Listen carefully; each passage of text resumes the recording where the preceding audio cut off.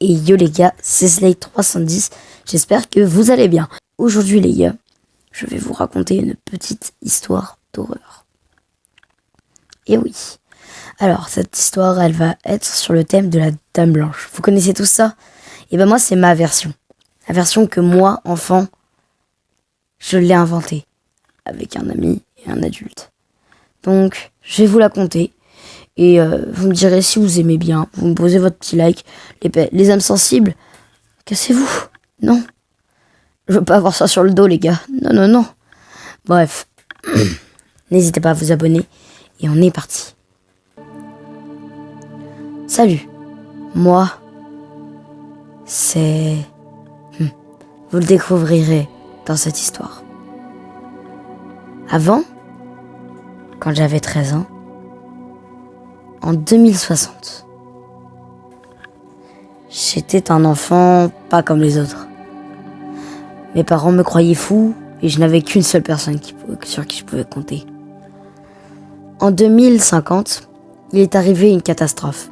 Des esprits avaient pris le contrôle et faisaient des choses horribles. Et suite à ça, en 2054, toutes les maisons de cet apocalypse ont été rasées. Il n'en restait plus aucune.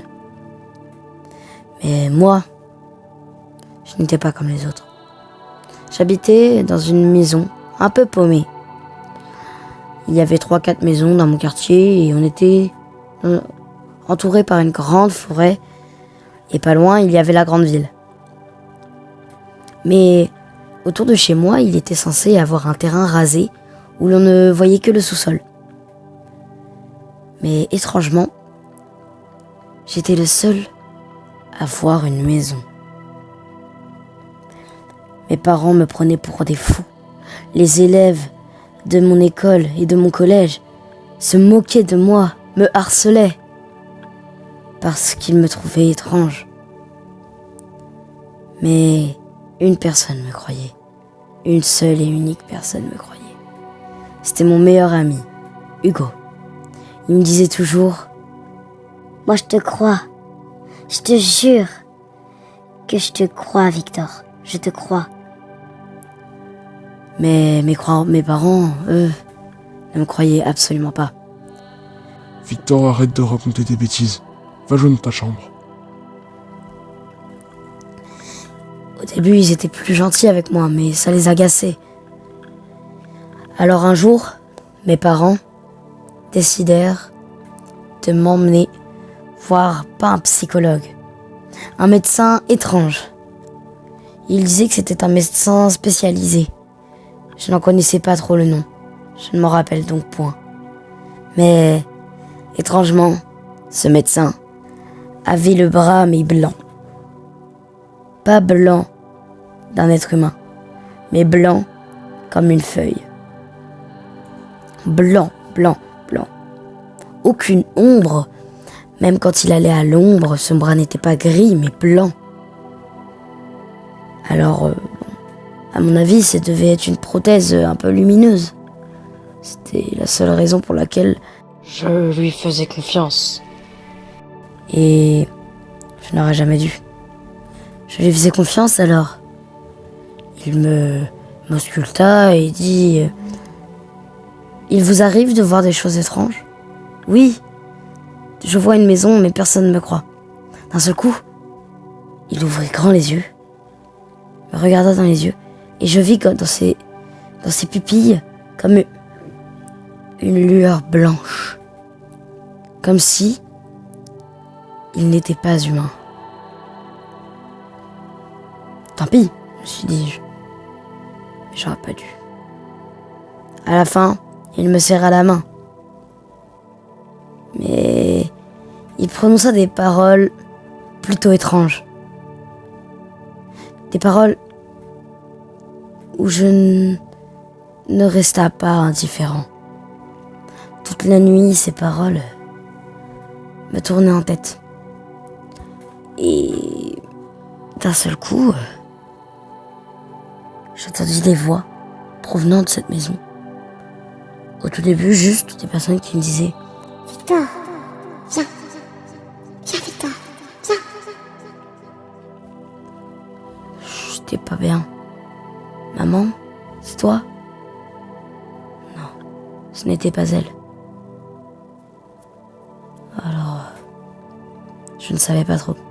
Puis, des fois, je voyais des gens rentrer, des gens au hasard, personnes que je ne connaissais pas. Alors, je ne comprenais pas pourquoi mes parents ne me croyaient pas. Je leur disais, mais regardez, il y a des gens qui rentrent. Sauf que toujours, au moment où j'en parlais, personne ne rentrait.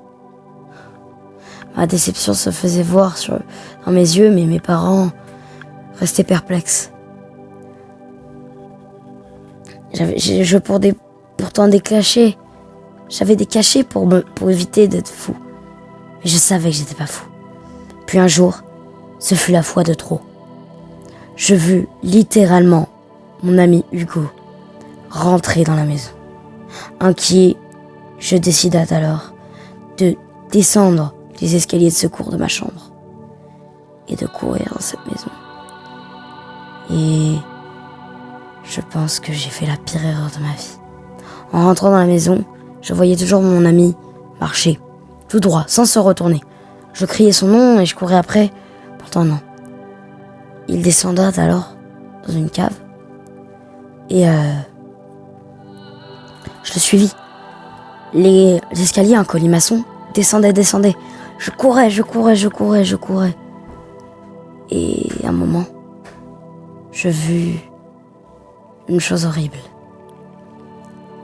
Des cartons de partout, mais des genres de doigts qui sortaient de ces cartons. Des bras, des morceaux. Je pensais peut-être que c'était des mannequins. Mais aujourd'hui, quand je les revois avec des yeux d'adulte, je sais que ce n'était pas ça. Je savais que ce n'était pas le cas. Et à un moment, je regardais dans le miroir. Et derrière le miroir, je voyais une dame, tout en blanc, de dos, en train de pleurer.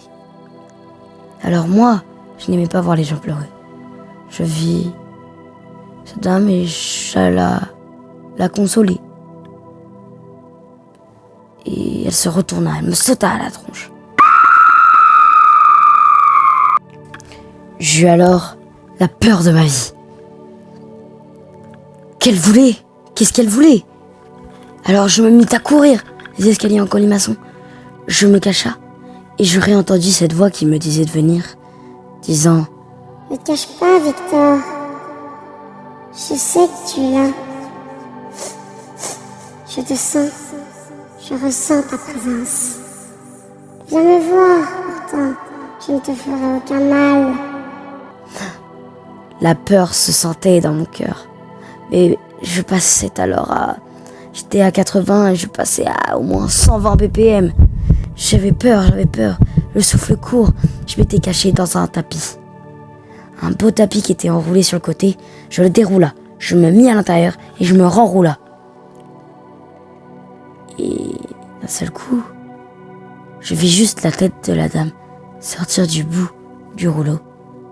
Je m'endormis instantanément, je me réveilla. Donc, dans des draps blancs. Je sens partout.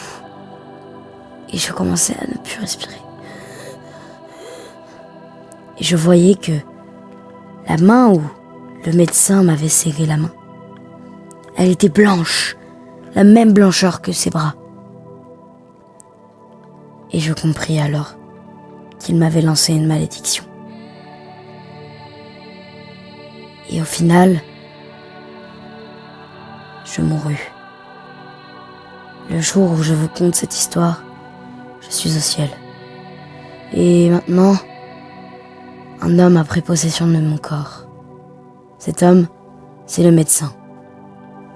Et il n'attendait que ça, que de me voler mon apparence corporelle. Et un jour viendra, je renaîtrai sous la forme de l'homme noir. Et à ce moment-là, je répandrai ma malédiction. Changement de décor, les gars. En tout cas, j'espère que vous avez kiffé la vidéo. Franchement, cette histoire, je l'ai inventée quand j'étais plus jeune. Je sais pas si vous avez franchement kiffé. Mais moi, j'ai kiffé la faire. En tout cas, c'était surtout quelque chose d'audio. Alors n'hésitez pas à vous abonner, mettre un petit like et let's go.